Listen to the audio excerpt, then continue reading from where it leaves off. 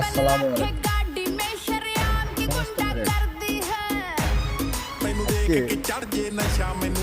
আমার বিষয়ে কিছু আপনাদের সামনে কথা বলবো।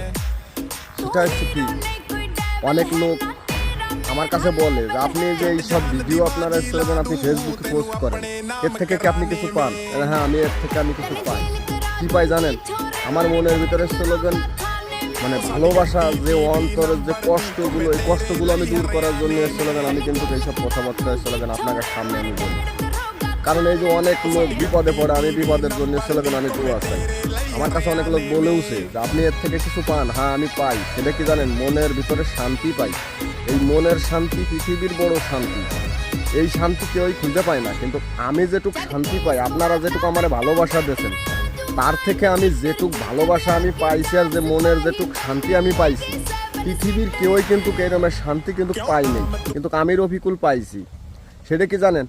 আমার কাছে কথা হচ্ছে কি যে আমার মনের ভিতরে যদি শান্তি লাগে, পৃথিবীর সব কিছুই আমার কাছে ভালো লাগে, শান্তি লাগে। একটা লোকের সমস্যা হয়েছে, কষ্ট আছে, বিপদে পড়েছে, আমি এইটা প্রকাশ করে দিচ্ছি, কিংবা এইটা ভিডিওর মাধ্যমে স্লোগান সবাই জানাই দিচ্ছি। এই যে মানুষের যে একটা ভালোবাসা, আর এই যে মানুষ তার জন্য দোয়া করতেছে, এইটাই স্লোগান আমার মনের হচ্ছে বড় ভালোবাসা আর মনের বড় শান্তি।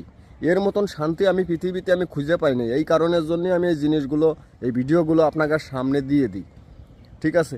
কিন্তু আমার মনের ভিতরে যে কষ্ট আছে, এই কষ্টটা কিন্তু আমি কাউরে বলি না, কিন্তু মানসির কষ্টটা আমি কিন্তু প্রকাশ করি। কিন্তু আমার মনের ভিতরে যে এত বড় কষ্ট বুকের ভিতরে নিয়ে আমি যে জ্বলে পুড়ে আপনাদের সামনে যে কথা বলতেছি, কিন্তু আমি কথাটা কখনো বলি না। কিছু জনই বলি না যে আমার কষ্ট আমার মনের ভিতরেই থাক, কিন্তু আমার শান্তিটা আমার কাছে বড়। এই কারণের জন্য আমি বলি না। আমি দুটো অপারেশনের রুগী, তারপরেও স্লোগান আমি কষ্টটা বুঝি বলে সেই জন্য আমি এই কথাগুলো বলি। ধন্যবাদ।